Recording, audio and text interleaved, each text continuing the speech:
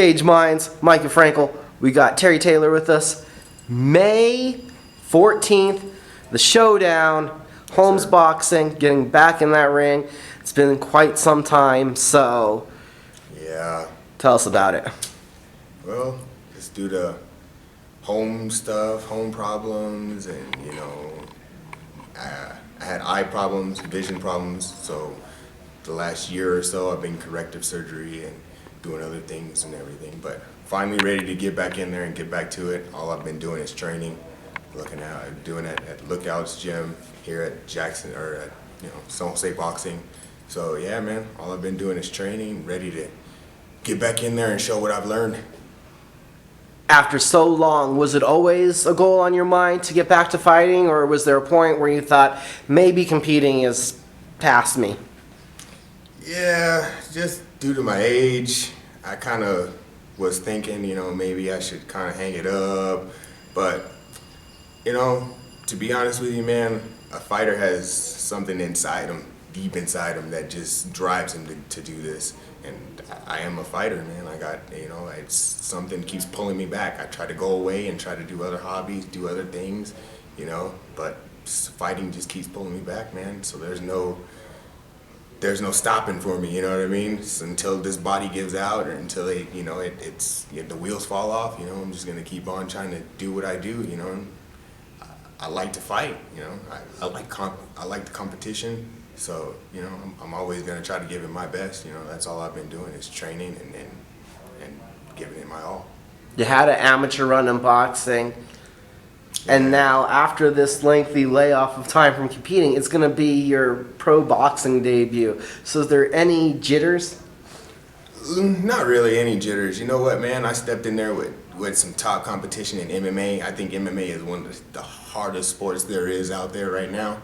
I really do believe that, just because of the grind you have to go through, and you have to do not just one certain thing, you have to do multiple different things. And yeah, I'm not really jittery. I've stepped in there with some top competition, some champions. I'm not really afraid of anybody. I'm not afraid of anything. The only thing I'm afraid of is not doing it and not competing and do what if. I'm tired of what if. It's time to get in there and do it.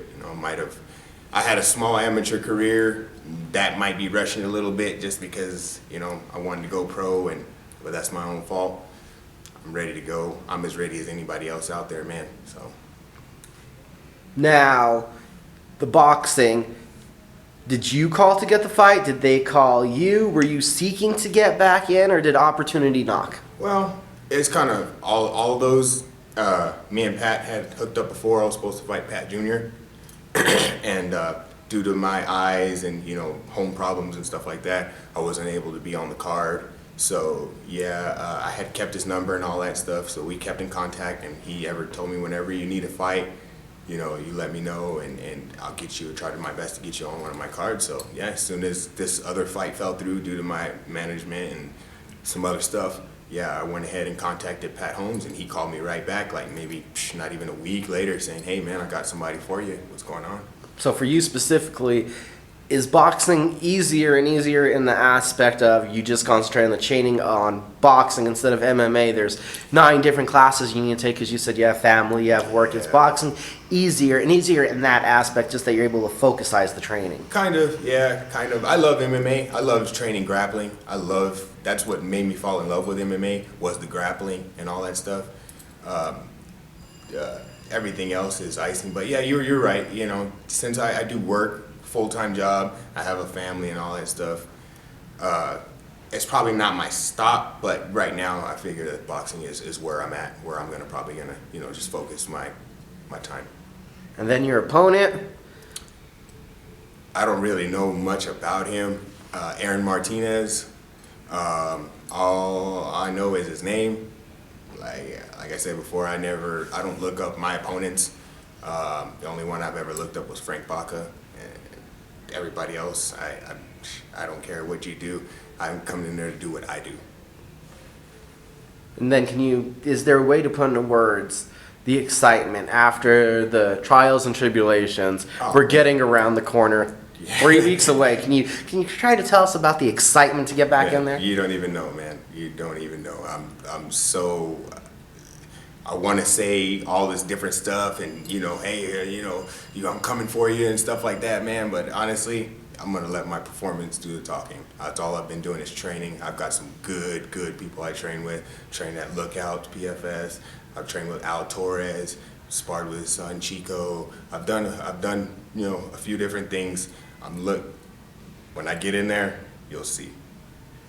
And then going up to Santa Fe, a big weekend. You got a lot of support heading up there with you? Oh yeah. I got a lot of people who want to see me fight. Everybody who couldn't make it to Denver and can't make it out to Cortez, Colorado, and all these different places, they get to see me fight here. This will be the second time I get to fight in New Mexico.